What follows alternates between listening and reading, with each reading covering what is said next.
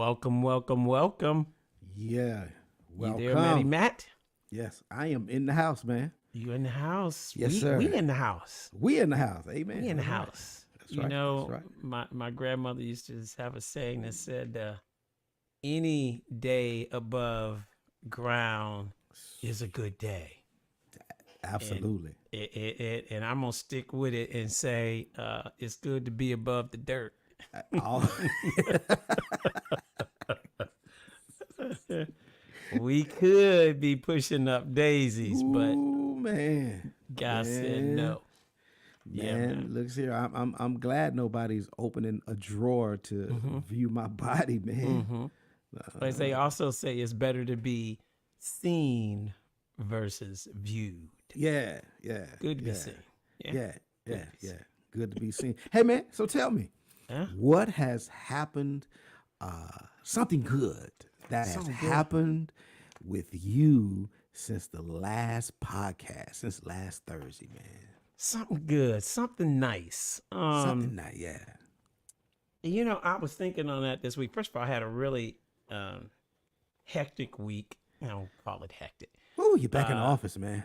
I took this consulting role. I'm not gonna get into it in detail because I'm still making moves, but I took this consulting role, and yeah, man, it's a little different when you've been in semi-retirement mode, just kind Right. of taking bi-coastal projects where you just kind of move at your own pace. Now somebody looking for you to show up. So um, the beauty of this role, this was a good thing, and I think I should acknowledge this.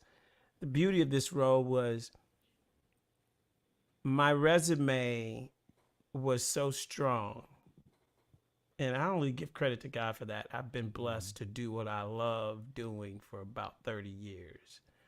My resume was so strong that the client chose to decline even interviewing me. Oh, wow. They read the resume and offered the consulting role on the spot. Wow. That's never happened to me. I'm not bragging. Yeah, It's yeah, never yeah. happened. And that just goes to show you that for me, that's just the power of how God moves. So I'd already talked to him about what I needed, not necessarily what I wanted, but he gave me what I needed and he made it sweatless. Yeah. And that's one of the nicest things that's happened to me. It's kind of cool. Man, that's Cool. really good, man.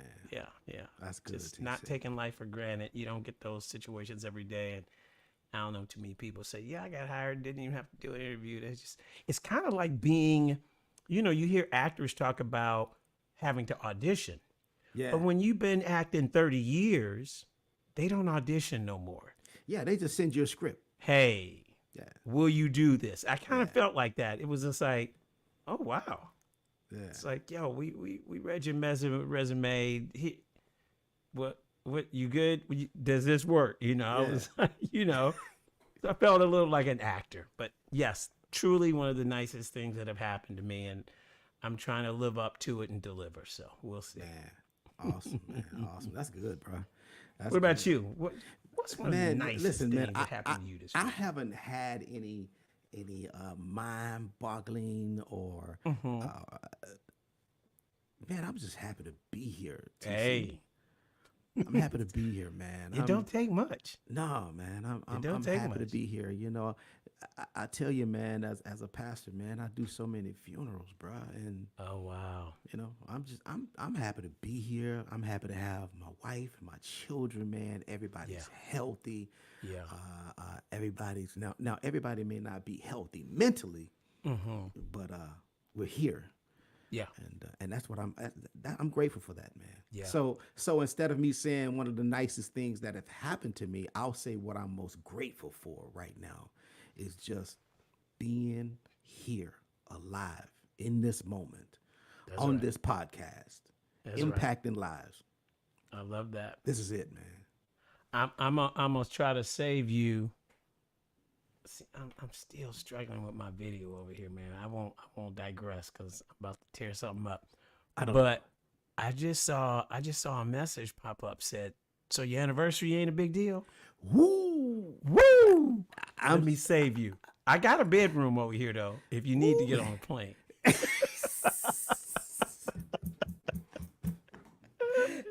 TC. You Come should have on. texted me that.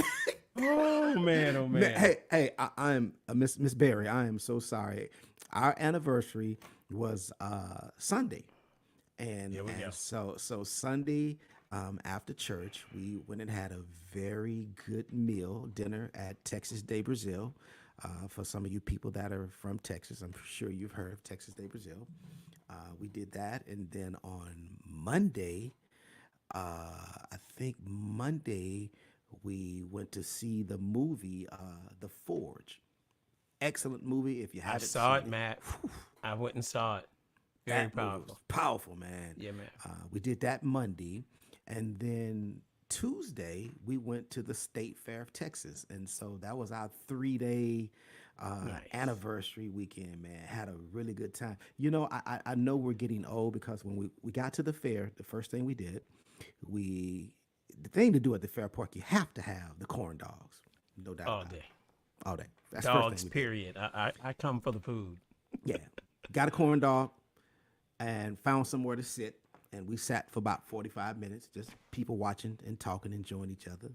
We left there and went into the automobile. So they have a automobile building where they have all the new all the new automobiles. And so we got a chance to see a lot of up and coming automobiles. We did that, walked around just like old folks, man. We Okay. left there and then went to the Like food old folks. court.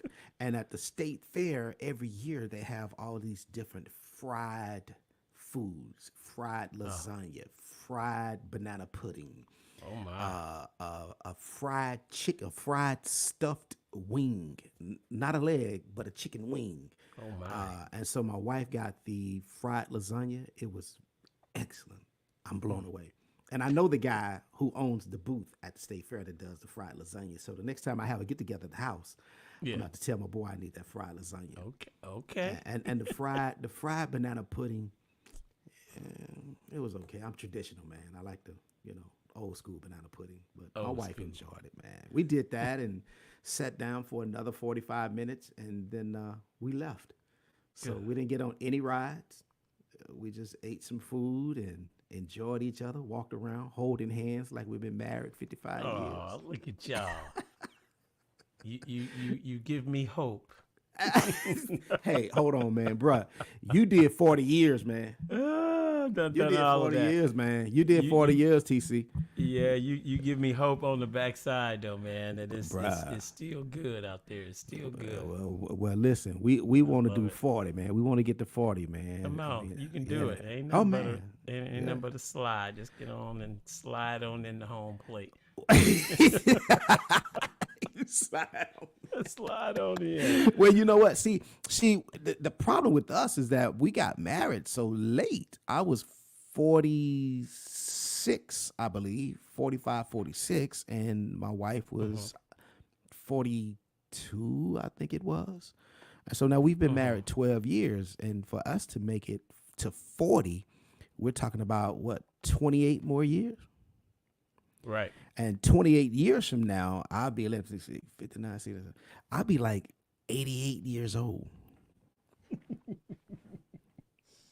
Yeah. celebrating 40 years. That's okay. That's okay. You would take Yeah. it. I'll take it as long as she don't have to push me around or I don't have to push her around. We need to be walking, holding hands. Yeah. Yeah, but hey, man, I appreciate Yeah, Miss man. Miss That's Berry. I good stuff. appreciate the reminder.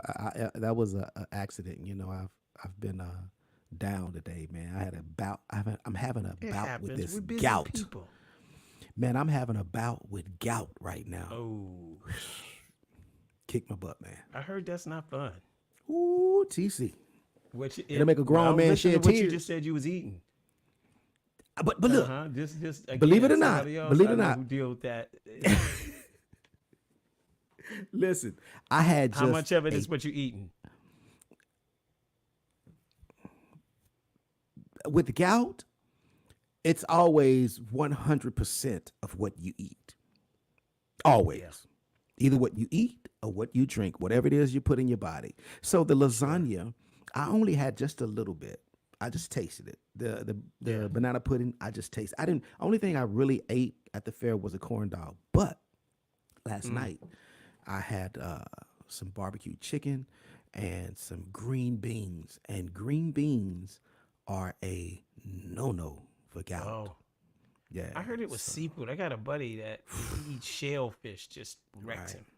Right. I Yeah. don't. I haven't had shellfish in man since 97, 96. Man, I had first time I had gout was when you and I were working at Weblink. Well, inquiries. I Mm-hmm. remember you talking about that. I didn't even Yeah. know what it was. Yeah. I didn't Yeah. either. Yeah. Yeah. But I I met haven't had somebody else. shell. I haven't had shell seafood since 1997. I don't Oh touch my it at God. all. No crab, no lobster, No shrimp. Nothing. None of no that. shrimp. No. I eat fish, but nothing. No shell seafood, man. Yeah. I've They're had three you and me. surgeries, man. I've had three surgeries Oh. because of gout, man. Two So on my you right don't knee, have to. one on Ain't the left. nobody got to tell you what to eat. Once you deal with it like that, you like, okay, I'm good. Right. Yeah, for sure. So look Right. here.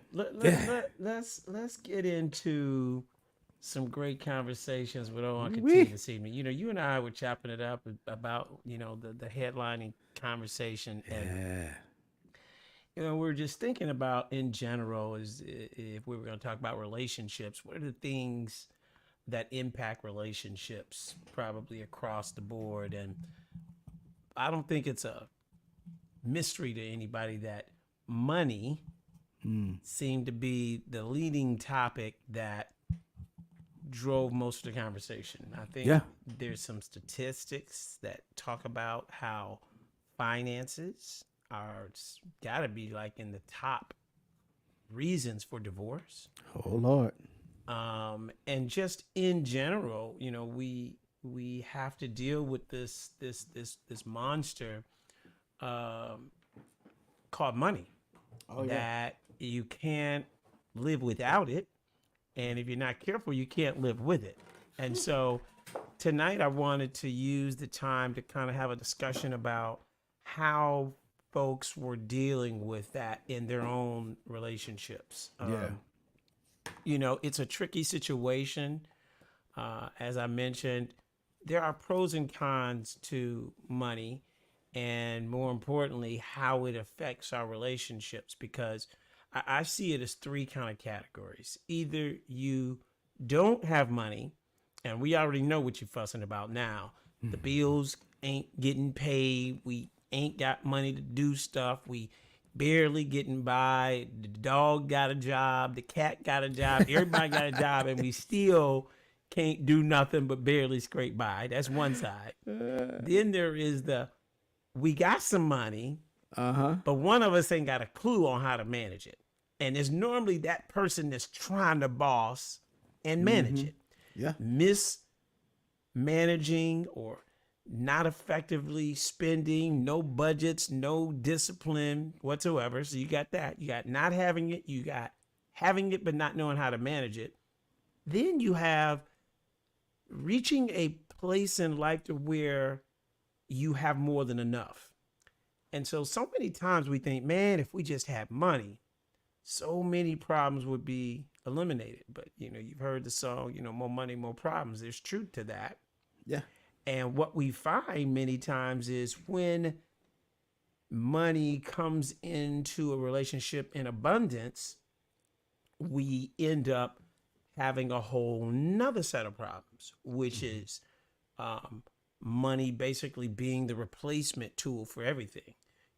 We throwing money at issues that really require some serious dialogue. We throwing money at spending proper time with someone. There are all those things that come. And then the biggest one that you hear at that level is, you mess around and get some real money, and all of a sudden you get brand new. And before you know it, you upgrading the wife, Whew. right? You upgrade because, a lot of things are happening at that point. The wife remembers you how you used to be. Well, that ain't how you are today. And the new thing comes along and says, I see him how he is. Yeah, he ain't home but 2 days a week because he out making the money, and we take trips and do all these things. So that number two ain't missing all the stuff of what it took to get you there. Number two just see you just like you are, and they say, "I'll take that." Yeah. That's how people get upgraded, you know, and ultimately, I think it's probably fair that you pay for that upgrade if somebody helped you get there. I was about to say, Yeah, is that really is it really an upgrade? in their mind, it's an upgrade. I'm saying, yeah, in most cases, probably not. Yeah. I have some friends who have gone through that. Some worked out, some were disastrous, and they wish they could go back. Yeah. The word upgrade just simply meaning I've replaced the ride or die, probably the one that got me here, because you know things are different these days, and now that we got money, you know what I'm saying, we smelling ourselves. So Hey, TC, I heard Shannon Sharp say that he said a man can have a woman who is 80% of everything he wants in a woman, but he'll leave her for somebody who only has 20% of what he wants in a woman. real talk, I've He'll seen let it. go of the 80 to go get the 20 that I've the one seen that it. has 80 doesn't have. Is that crazy? I've seen it up close and personal with, I won't mention friends, but yeah, and it boils down to the same old adage: the one with 20% gave you the room to breathe, didn't stress you, Yeah. went along with the program, enjoyed the situation that you were in right then. And what ends up happening is, in that situation, somebody wanted to take the easy way out. I don't want somebody that can't correct me. I don't want somebody that won't say that ain't right. I don't want somebody that's just so happy to be there in the mix and all the stuff that come with it, can't be my moral compass and get in my ear and say, you might want to think. But there are people who would prefer that because it's easier. And so that's where where you see that, and that's what Shannon's talking about. What Shannon's also talking about is, I think from a relationship with a woman perspective, a woman having enough sense to know that your greatest value is supporting and strengthening a man versus being, the full-time nag and what he ain't doing. And if you only do this, that's what will make a man say, you know what, I'll take somebody with way less capabilities and way less to the table just to have some peace. So there's truth in both of those. Yeah. For sure. I think that for most of us in this day-to-day thing, that it is really about prioritizing what money is. Money is a great servant and a horrible master, meaning you should have money. Money should never have you. Yeah. And the minute that relationship gets out of balance is when we now begin to feel that within our relationships, within our marriages, and things of that nature. When it gets like that, it goes back to, and it's a biblical principle, and a lot of people leave out a key word. I hear people say, well, the Bible says money is the root of all evil. Yeah, totally and false. that is incorrect. Yeah. It's not, money is not the root of all evil. It's for the love of money is the root of all evil. Because when you love it, as you already said, it becomes your master. Yeah. Yeah. And it should be a servant and not a master. So yeah. It's a great tool. Great tool. Right? Yeah. When used properly. But I always say money is also the ultimate amplifier, right? It simply amplifies who you already are. If you rotten to the core and you get a whole lot of money, you sure enough rotten to the core now, because now you've gotten power to be sure enough rotten. See what I'm saying? It's an amplifier. And when you see people all of a sudden get brand new, that's who you was anyways. If you was money. a fool before money, you become a bigger fool with money. Yeah. There you go.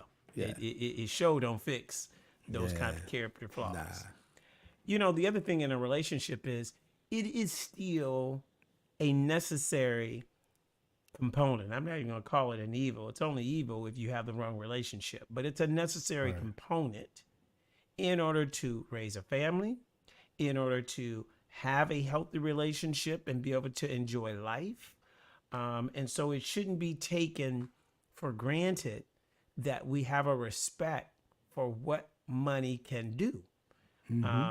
I think so many of us, and I'll raise my hand and toes, may have come from families where you didn't get the proper knowledge about money, right down to paying bills and doing the things that you need to do, and ultimately taking care of what it is you are supposed to be doing. And yet, when we run into those situations, we pretty much find ourselves in bad company, knowing that we are now using money in the wrong way or either allowing money to use us.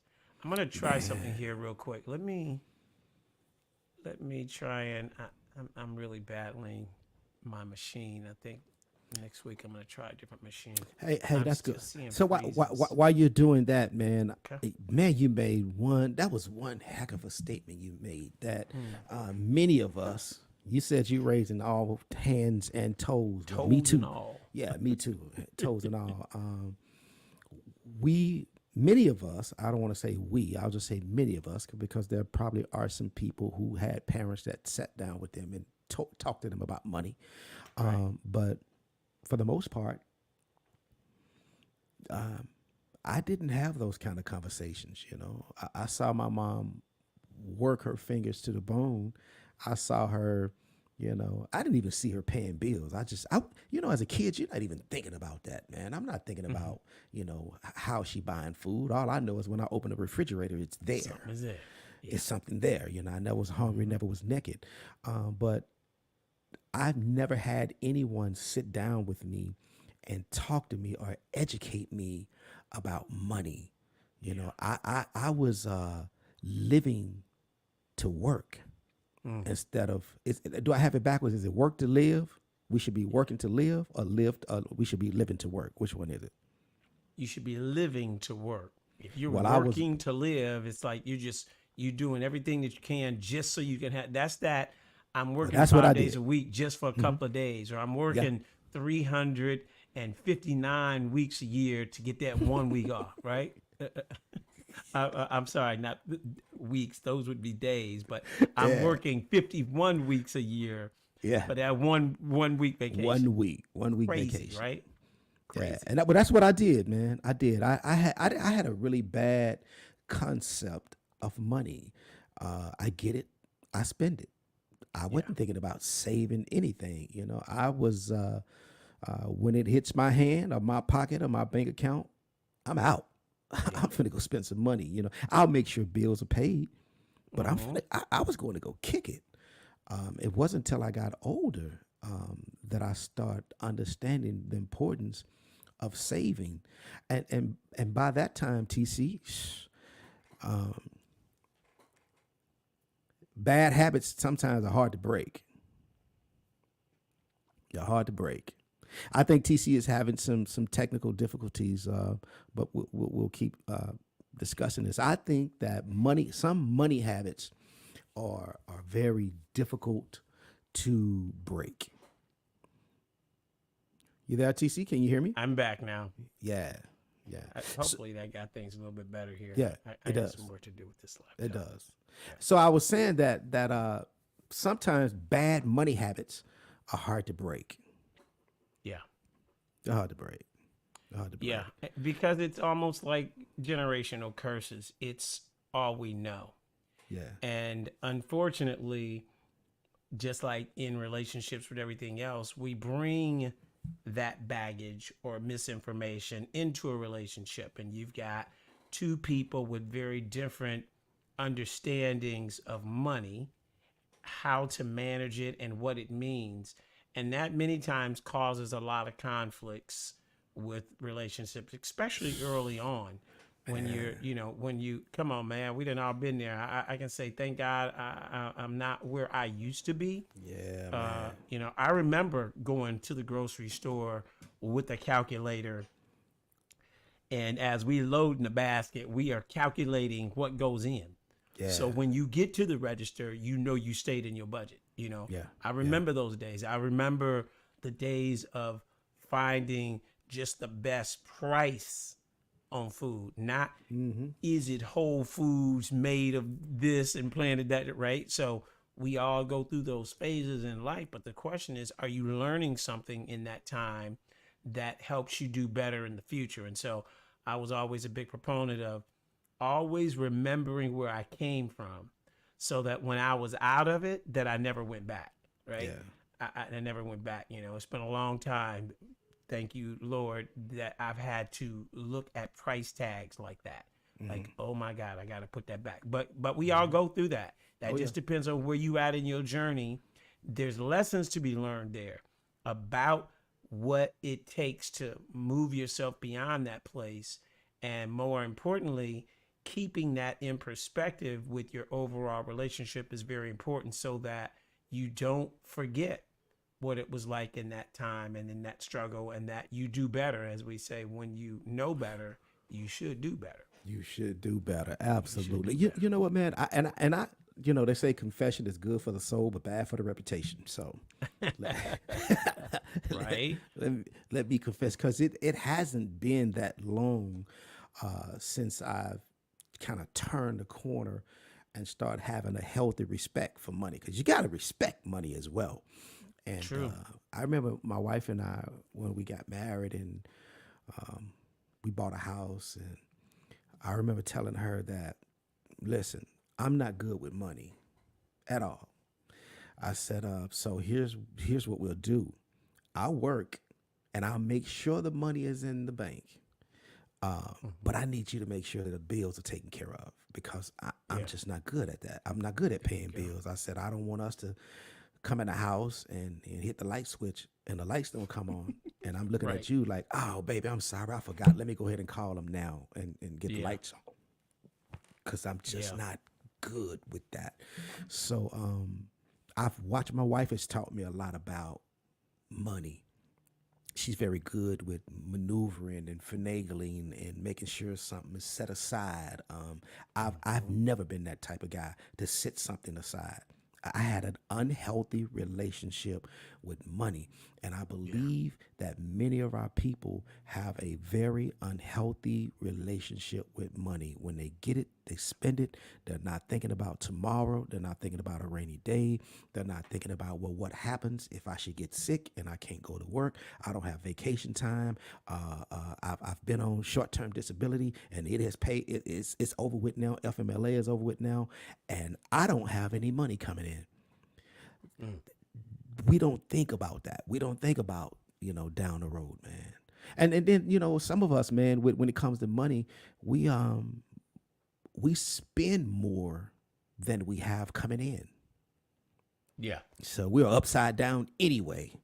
Yeah. You know, Which is an issue in and of itself. Yeah. Because ultimately, if you don't manage what comes in and out, it doesn't matter how much you make. You're burning through it at such a rate, it does you no good. So it is one of those situations where, and I think I was kind of one the same way, because I've always been able to make money. I took a different approach to money. I didn't mismanage it, but if it's something that I want, then I would simply, make the statement that this is what I was going to do, because I knew the money that was coming in. And so I was willing to go and make sure that those things were covered. And then I just did what I had to do. So it is also a great lesson in communication that you need to have with your spouse, with your partner, in terms of how you manage and understand money. What are we on the same page about what it means and how to use it? Because that's where the disconnect happens. And like I said, it's kind of like everything else that you bring into a marriage. If you bring in these preconceived ideas and now all of a sudden you're involved with someone and you're living together, you're cohabitating, or you've married, all of that luggage, all of that way in which someone thinks now matters. It's very different if you in your place and I'm in my place. The moment you cohabitate, the moment you get married, the moment you bring all that together, that's a whole different journey. And where it seemed okay before because you was doing your own thing, and all of a sudden your habits might have my lights off. Your habits might have us on the street. Very different ball game. And so understanding money, taking the time to understand where your partner's head is at with money is critical. Yeah. Critical in the Absolutely. dating as well as in the marriage phase of a relationship. Absolutely, absolutely. Hey, you know what, man? You can make $300,000 a year and be broke. Hey, all day. You can make $50,000 a year and be good.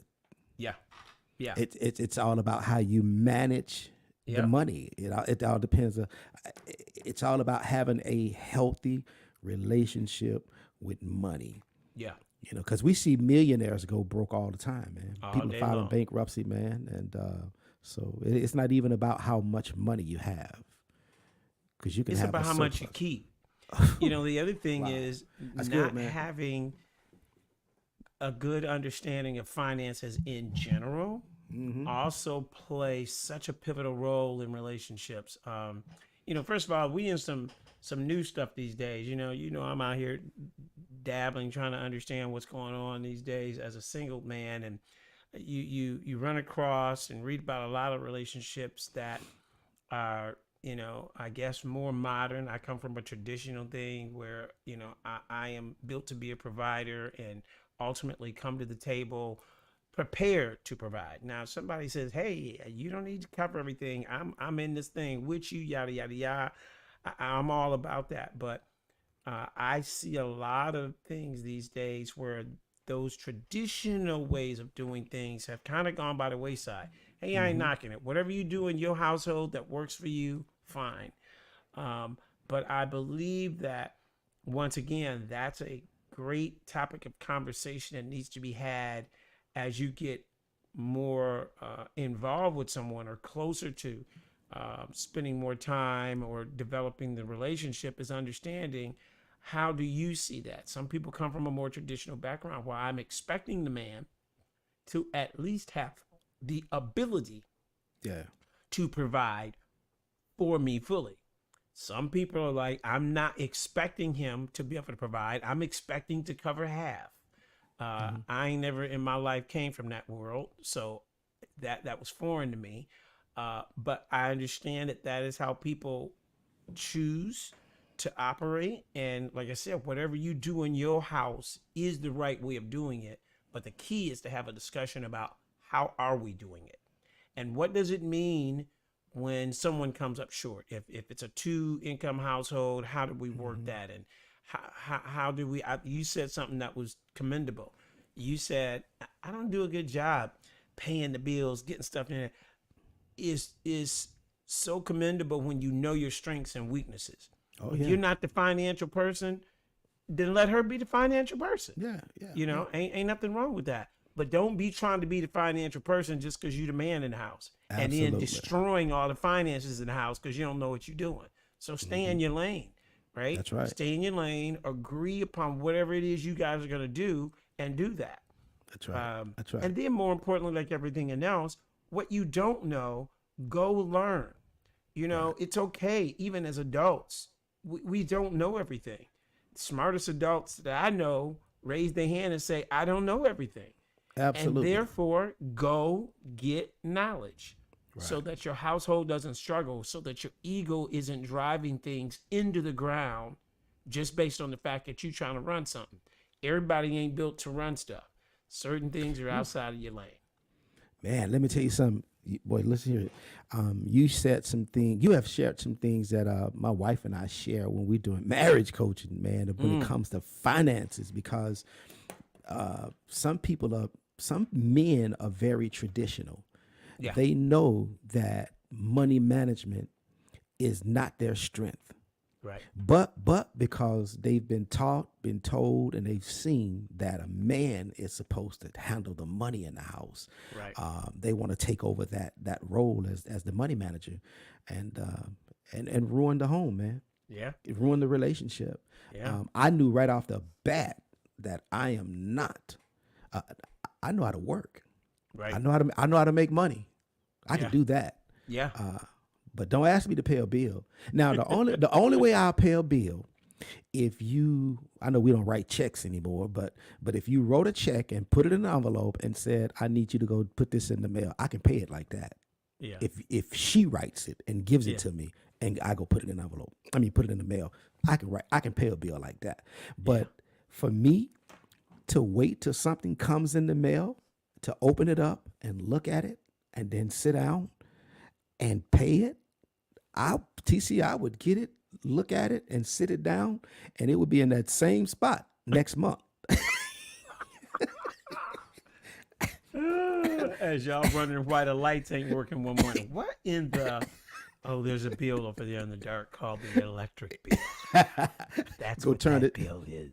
Turn the shower on and no water. You know what I mean? Yeah, stay in your lane. for I'm sure. in my lane, man. For sure, and be proud about it. Stay Man, in your lane. ain't no shame No in shame. mine, man. Nah. For real, man. TC, man, you know what I feel like? I feel like you were kind of putting it out there a little bit, man. You know, when you said, you know, you don't believe in going half. You're not built that way, and Nah, I'm old school, bro. hold on. You said, see, I'm newly single, and I'm not built that way to go the half and half. And I was like, listen to TC. He act like he auditioning for something. Like he trying to put it Absolutely out not. there. Sisters. He is single, but he ain't trying to do nothing right now. I ain't auditioning for nothing. You hear me? Nothing. Yeah. I say that because I find myself being a very oddball in those conversations. We're in a new day, and here's the thing: it's a little mixed. Some people I still hear valuing that. They expect a man to have those abilities, but in another part of that dating world is this man, this guy who's like, you know, we're splitting everything down the middle. You know what I'm saying? I expect you to bring something to the table. If I'm bringing something to the table, and you know, ultimately it becomes this almost roommate kind of person. This everything is split down the middle. Where I come from a more traditional upbringing, to where if I am the man in the relationship, then I say this again very specifically: I should have the ability to take care of you. I may not be there yet. Part of that might be the journey that you get to go with me as I get to that place to where I can. But you should have, and I've said this about my own daughters. Any man you bring home, anybody you bring home, my assessment of him is, does he have the ability to get there? If you ain't got no ability whatsoever, and the bottom line is you're talking about marrying one of my daughters, and if she ain't working, and we ain't gonna eat, then you might as well just keep dating, right? So what's the difference in ability and potential? If he has what if he has the ability to, what if he has the potential, but not the ability, if that makes sense? What's the difference in the two? Yeah. So potential is within me. I really want to be able to do these things. That's that potential. I have the potential to do it. The other part of it is, am I willing to go get what I need to do it? Am I willing to go get educated to do that? Am I willing to go get the training necessary to make that type of money? So having potential is one thing, but it's kind of like knowledge. Knowledge is not power until you use it. So I have potential. The question is, am I willing to go put the things in place that put me in that environment to where I can make that type of money? Yeah. And I think that that's almost a question that we have to ask ourselves. It is a question that if you're dating somebody, I hope you're assessing that. And I think that it's a fair conversation, because so much of dating is emotional. Oh, I love them. This and that. And all that's great. Yeah, at But least guess the first what, couple of y'all? years it is. Listen, I did 40 years with somebody. Trust me, that will pass and the real world stuff will come. And if you don't think money matters, keep playing games with yourself. Yeah. It is one of the highest reasons for divorce for a reason. That's Absolutely. because people haven't put enough thought into it, into how do we make money, be it corporate America, be it our own entrepreneurial spirits, whatever it is. If you going to live in this world, in these United States, you're going to need some money. I don't care what nobody tell you. And if you got a misunderstanding of what the power of money is, you need to get that straight. I ain't saying go chase money. I'm saying go chase what you need to do in order to be able to take care of yourself. Money should come on the backside of that. If you go do what you love, money will follow. You don't have to chase money. Find something that you enjoy, find something that you love, and make sure that you actually do the math around what it will do for you. But don't sit around and think it don't matter. I always said that it was a broke person who said money don't mean everything. Now, somebody broke said that didn't have means of having money, didn't have money, and possibly had not ever had money. If you've ever had money, it might not mean everything, but if you ever had it, you ain't trying to be without it. So it holds a place in our lives, and in relationships, it can either make or break us. You know what? I'm gonna give you a startling statistic here. Money can be a problem in a marriage, and many people divorce because of money. But listen to this right here, and it's not because they don't have enough money. That's not what it is. It's because they fight over money. They mismanage the money. Yeah. They're arguing over money. Somebody's a spender and somebody's a saver. Yeah. The spender is saying, you don't allow me to do this. I want to buy this. And you don't ever allow me to do that. And so the divorce behind money is not because they don't have enough money. It's because they don't know how to manage the money, and they argue and they fight over the money. And here's a question for you, TC. 40 years of marriage, man. And I know that you shared with us, with the listening audience, that for about 30 years that Connie didn't work, and you took care of the home. She took care of the children and home. Did you pay the bills also, or was that her role? Did you make the money and she made sure all of the bills were taken care of, were paid? So it was weird. The first 10, maybe 15 years, it was just what you said. You just made the money, and then she took care of it. But the last 20 years, I did both. Why the shift?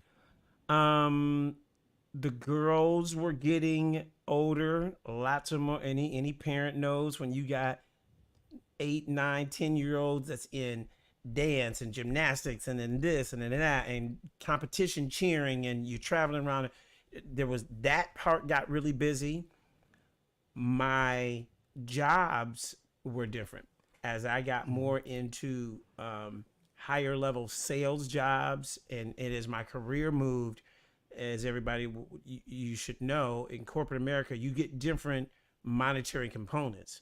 Now you've got bonuses, and you've got stock options, and you've got regular performance bonuses. And so what was happening there, because I remember I frustrated her with the fact that we would have a certain budget that we had laid out, because you're looking at what you bring home, but you don't know what I bring home this month till I tell you, right? Because there's some other stuff happening.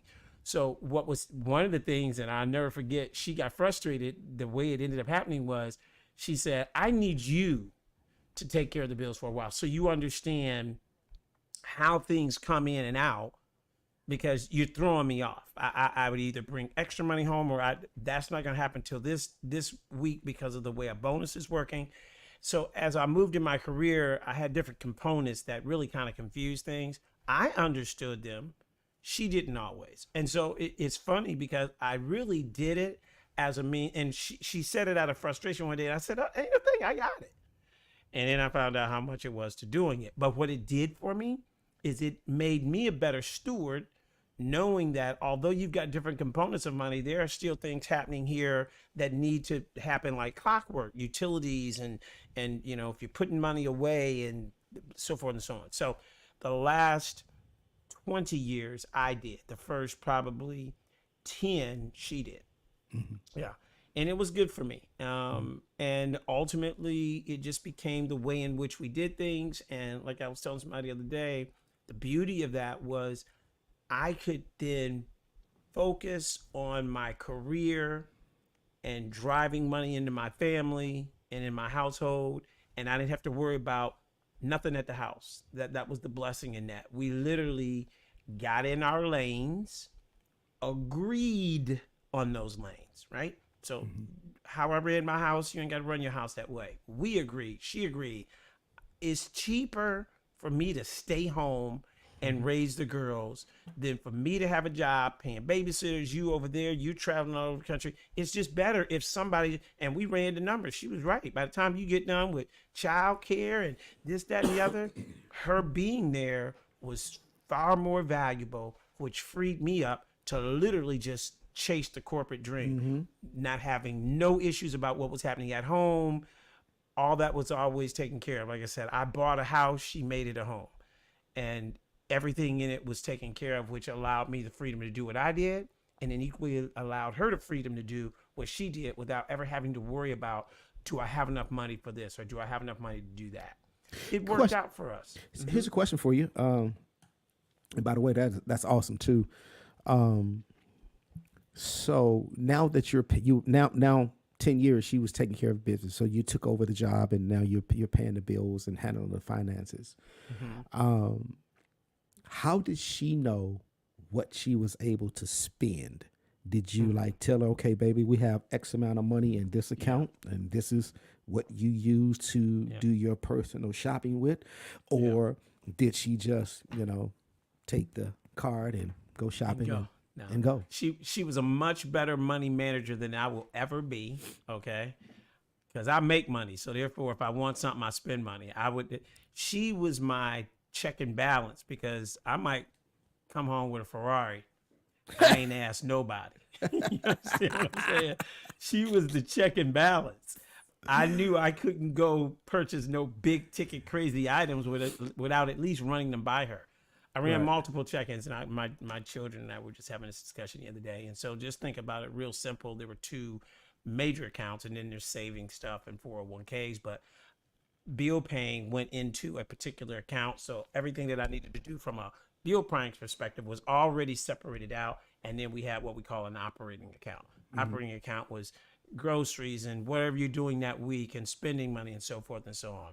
One of the things that I will tell you that we did, and even through a great deal of our marriage and rearing our families, is I treated my house kind of like I treated my business. We had Saturday meetings, just like it was on my calendar, just like every other T-Mobile meeting I had.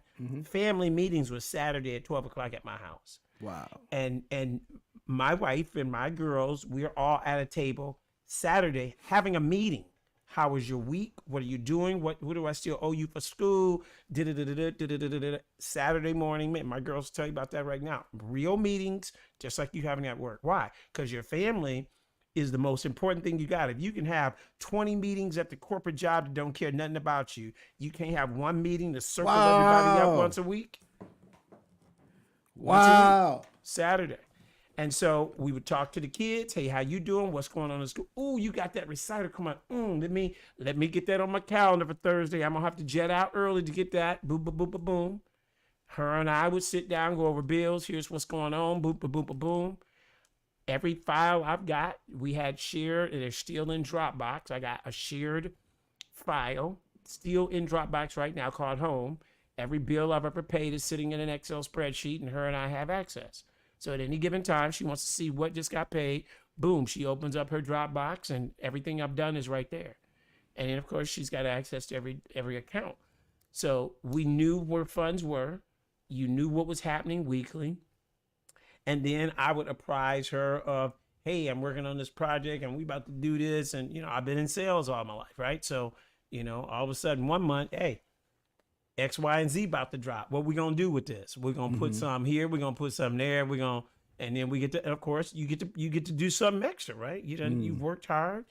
Yeah. And so my thing was communicating with her, making sure she had access to everything. I don't need to talk to you about it. You have access. You can log in. If you got questions, you can ask me. But then Saturday, we gonna all have a chit chat anyways, just to touch base, because y'all the most important people there are, not the people at your office. Wow. Hey, man, that was powerful, bro. Yeah. That was good. Yeah.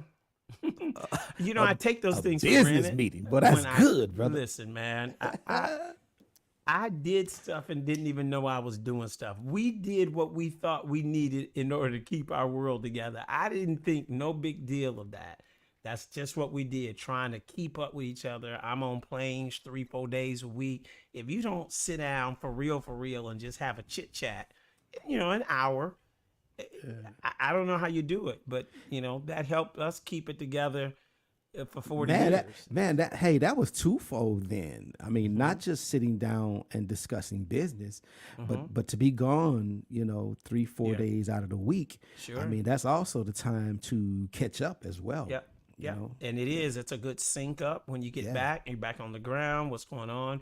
Yeah. For me, it was a constant thing of trying to make sure that I was present also in my kids' lives. Right. I didn't always do a good job with that, Matt. You know, sometimes I really had my priorities wrong. And the older I got, the more valuable that became to me. And I began to understand the impact of that. As a young man, I blew a lot of that, just hustling. And I never forget her telling me, you know, at the end of the day, if we don't make some memories, there won't be memories. Wow. If you mess around and just go out here and conquer the world and forget about us, then it doesn't matter. And I was out there trying to conquer the world 15 hours a day, 5-6 days a week, and forgetting that the most important thing is back at the house. Yeah. So I had to retool some things and begin thinking about, why do I work? I work to give them a better life. So therefore, make sure you slow down, smell the roses, take time that you need, work on stuff, fix stuff that's broke. We all got broke stuff in our relationships. Yeah. You know, that's why I had 3 marriage counselors. You know, because you're constantly working on making things better. And, you know, at the end of the day, you gotta dedicate time to it, because it don't just happen. Same way with making memories. They don't just happen. You know, we talked about this on Tuesday. I know we pushing it right now. We got about 5 minutes, but I want to, because I want you to kind of elaborate on this. You were out hustling and making money and working 12, 13 hours a day, and then carrying over 3 weeks of vacation time. not even stopping, like as you said, to smell the roses. Right. And so you carry over vacation time, and that was the time that could have been used for spending time with the family. I remember you told me the other day, you said, Matt, man, I would take a week vacation and I carry over 200 vacation hours. Man, when I was at T-Mobile, I was a nut. I mean, I loved all 13 years over there, but I was doing the most. I loved what God has allowed me to do. I'm still getting to do what I love to do, but now I'm smarter. I'm like, okay, number one, these people don't care that much about you. So you better get your priorities right. Because with all that I did at T-Mobile, it's some people that won't even pick up the phone right now today. Right. So and she used to tell me that. She said, okay, now get your priorities right. If something happened to you next week, they'll have your replacement the following. She used to tell me that. And she was right. I didn't believe it. I'm in here killing it. Yeah. So it took time for that to sink in. She was 1000% right. But a big part of that was just when you're blessed to do what you love, you're not working. I have not worked in 30 years. I haven't worked because I've been able to do just what I love doing. And everybody who knows me for any amount of time knows that I've been doing this wireless communication thing my whole life. It's the hottest thing in the world, and I'm still riding it out. at 61 and Bro, having a ball. that's how I met you, man. That's right. That's right. We met I've just, doing that. I feel like an NFL football player who got to play Yeah. in the game for like 40 years. So I've been in this thing, enjoying the ride, but learning along the way. And back to what you were just commenting on, same thing, prioritizing. So you make enough money to finally do things. This is again about balancing it out. Right. Here I am so caught up thinking that if I leave the job too long, something gonna fall through the cracks, this, and that, and the other. So yeah, let's go to the beach for, about 5 days. So you throw a little vacation in. You finally are at the place where you can afford these things. And I'm so focused on the job that I'm running down to the beach for 5 days. Let me tell you what happens in 5 days when you work like I used to do. Take you about 2 to 3 days to even stop thinking about right. the job. Right. Well, now you 3 in. You got about 2 more days left. Yeah. And then you kind of finally breathe, you exhale, and before you know it, we packing up and out the Airbnb and we on our way back. So one day she said to me, why are we going every year to the beach for a week? And we wouldn't 5 days, it'd always be at least 7. And I was like, well, I just don't want to get behind or nothing. And this, that, and and that's when we had that conversation about, you need to get your priorities straight. She was like, how much vacation time do you have? And I think I looked, man, I got like 380 PTO hours or something. Now, I haven't been there 10 years. All I'm taking is 2-3 days here, a long weekend there. She said, and so you're saving it for what? For what? I was like, no good answer. Yeah. She told me, okay, this summer we're taking 2 weeks. I don't care where we're going, but we're doing 2 straight weeks. I was like, well, I'm gonna see if I can squeeze, Matt, I took 2 weeks off and went to the beach, changed my life to this day. Yeah. And I'm never not gonna I'm taking a month off every year now. Yeah. Actually, I'm trying to get a vacation every month while you plan. Yeah. But definitely I'm gonna shut down somewhere for about 3 to 4 weeks. Yeah. Them 2 weeks gave me time to decompress for 2-3 days. And then you've got, 12 days left. You know what I'm saying? Yeah. Where you then really do get into vacation mode. And guess what? You finally get to truly reap the benefits of making this money, of doing all this work for what? Right. If you can't create great memories and do things with it that are impactful to your family. And so it comes back full circle that money is a great servant, horrible master. It is a great tool for providing and taking care of the people that you love, but it is also freedom that when you use it right can get you the freedom that you desire, that you deserve in order to live your best life. So keeping money in perspective is so important, because the moment it gets outside of that, it can damage the relationship if you've got it. It can strain the relationship if you don't. And it can ruin the relationship if you got it and you mismanage it. Yeah. Yeah. You know what, man? We like 1 minute away, and but here's the thing, though. Mm-hmm. This is time for you to drop Uncle T's nuggets to kind of summarize a recap, if you would say, all that we have discussed in this 1 hour. Yeah. How would you summarize it? Because you really just did that. But I know you got something else, though. You got to give us something else. Uncle T. But I'm gonna give him just a little bit more. You got to give us something, man. Come on.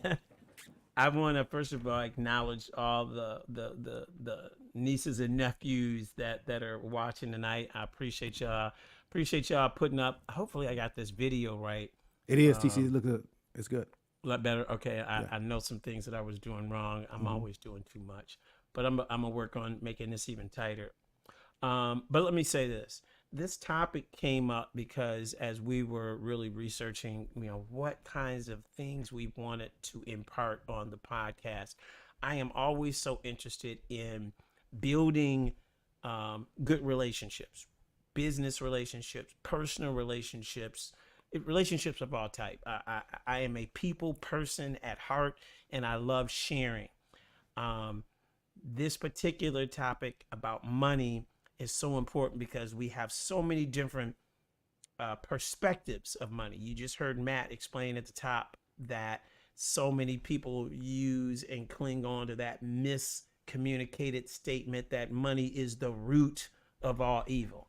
And I grew up in a household who understood that, right? If you just read the Bible, you'll get that phrase right. It's the love of money is the root of all evil. But I've met people who have been really brainwashed with that. Yeah. And think that if you've got money, then you must be doing something wrong. Then you're kind of evil. Then you trusting in your money. You're not trusting in God, and all kinds of craziness. And I will say this: money is a tool, and it can come from many places. You know, we are men of faith here on this podcast. Absolutely. And so we know that God can bless you with money. I also know the world can, and I'm not gonna call it bless you, can empower you with money. Yeah. The real question becomes, do you understand what money is, and do you understand how to use it? In relationships, when we misuse it, we deal with the things that we've discussed.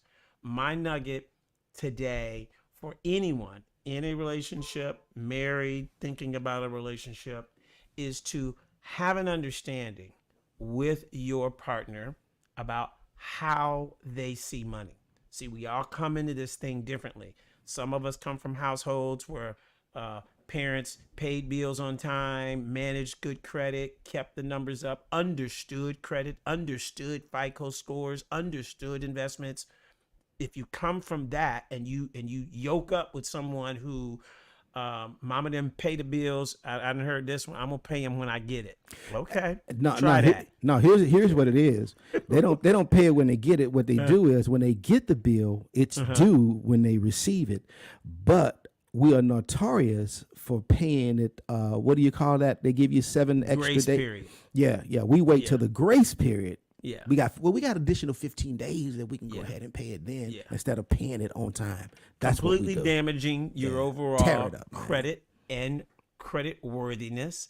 And again, when I heard those things, and again, I'm raising my hand out of my family. It wasn't no wise people. It was just folk living and doing what they knew to do. We was just glad in the last 2-3 generations to have jobs that could pay some bills, let alone how to pay them. So you have to think about where our forefathers had come from and what their knowledge was in terms of understanding finances. And so some of us, had some parents or grandparents who caught that sooner. Some of us got parents and grandparents who still ain't caught it. The problem is it creates generational curses in terms of how we think. When we look back at how our parents paid bills, how our parents dealt with financing, in your 20s, you walk out of the house, in most cases, doing just what they did. Absolutely. It'll take you to 30s and 40s to unwind. Mama and them was wrong.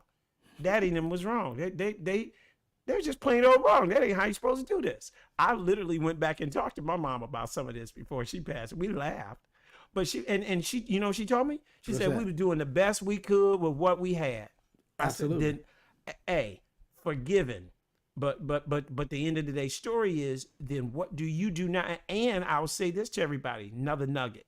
No excuses. Holding your parents responsible for your inability to handle and control your own finances, inexcusable. That was your parents' time. They did the best they knew how. They did what they could do in that day and time. And if I can just talk to my Black nieces and nephews, we have a very different story than my Caucasian nieces and nephews in most cases, because of where we came from. And so as you know better, you simply should be doing better. And what you don't know, you need to go figure out, because this money thing is going, as long as you are on this earth, no matter where you're at, you're going to need to understand this money thing. Now, there's some countries where you can go and your money is longer than others, but it's still money. We running down to these little tropical places in Mexico and all that because our money's long. It's still about having some money though. So understanding money, understanding the relationship that you're in and their relationship with money, and then defining how you guys are going to move forward should be as critical as I love Tyrone. That ain't enough. I love Keisha. That ain't enough. What do you know about finances and how are we going to move forward? Because that's going to either make or break the relationship at some point. That's very good. Very good. I pulled up this quote and share this, and we can shut it down.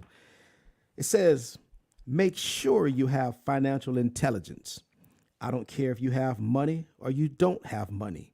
You need to go and study finance no matter what. Make sure you have financial intelligence. I don't care if you have money or you don't have money. You need to go and study finance no matter what. Yeah. Whether you have it or not. You need to know. That's a good one to close on. Yeah. You know, and it's kind of like in corporate America, you know, we always say everybody's in sales. Whether you want to be or not, I don't care if you're an IT director,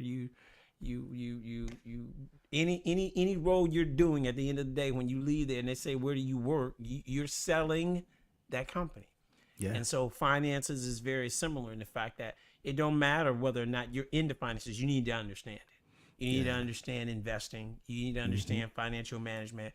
You need to understand. Here's something I'm going to leave with the younger folk.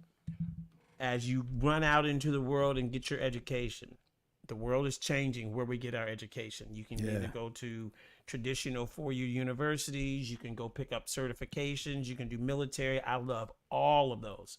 Everybody ain't built for college. Everybody ain't built for the military. Everybody ain't built for certifications. Find something, though, that makes sense as far as the ROI. Again, super, super important that you do what you love. I'm with you. But at the same time, you need to be able to survive. And so therefore, put thought into, am I able to do what I love right now?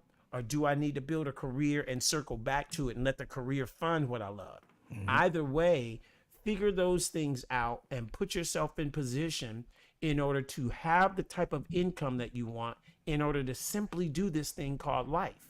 Yeah. And if what you're doing isn't working, then figure something out that does. I feel so bad for people who get caught in this trap of, I got 3 jobs. I got 3 jobs. I'm dead tired. I'm working 18 hours a day and I still can't put 2 nickels together. Multiple jobs does not solve the problem. It is the kind of jobs that you're getting. So begin to think about, what is it that I'm doing? Is it working? If it's not, is there a way that I can parlay into something that is? And then the last thing I'll leave you in terms of making money with your jobs is understanding your taxes. Here's something nobody talks about. People will run out and get a second job, pay taxes on both jobs, have 2 nickels to rub together, when the bottom line is, if you understood your tax bracket and could lower what you're paying in your first job, that's enough to make the same money you would make going and working at Walmart after work by the time they get done taxing it. Right. So go understand taxes, figure out to make sure that you are doing the optimal thing to get your biggest tax rate as possible. And then ultimately make sure that you have found jobs or careers or income streams that are capable of giving you the life you want. Yeah. You choose the number. Some people need $1 million. Some people need 100,000. Some people need 500,000. You choose the number for your lifestyle, but make sure that you are in position to go and literally create that type of revenue so that you can live the lifestyle that you love. Very good. Very good. For the financial expert, Dave Ramsey says that personal finance is only 20% head knowledge, but it's 80% behavior. Yeah. 20% head knowledge, 80% behavior, which is what we've been talking about tonight. Yeah. Behavior. I tell you what, in a future episode, I'd like to get some real financial professionals on. I think it's so helpful at all stages of our life that we understand all the various aspects of financials. Here, we're just talking very broadly, specifically about how money impacts our relationships. but it's equally important that we understand credit, that we understand investments, that we understand planning. Because those of us who are in my age, if you done missed it, then you probably done missed it. Okay. Mm-hmm.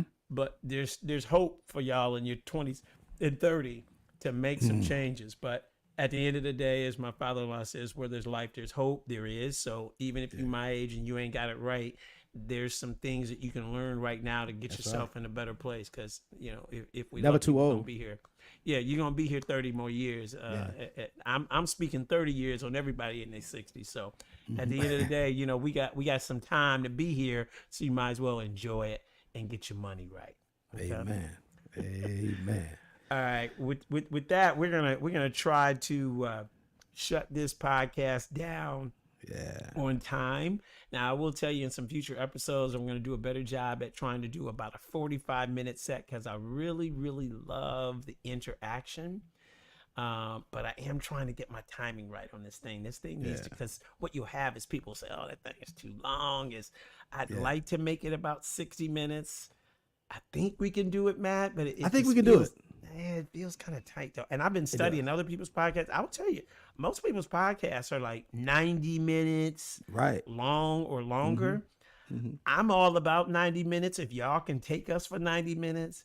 But what I don't want is a podcast so long that people are like, okay, Enough. them boys are still talking. I'm out. So we'll see how this goes. But I think, you know, the goal is to try and find our perfect fit for our audience. Right. Yeah. Good deal. Let me once again say thank you all for joining. Yeah.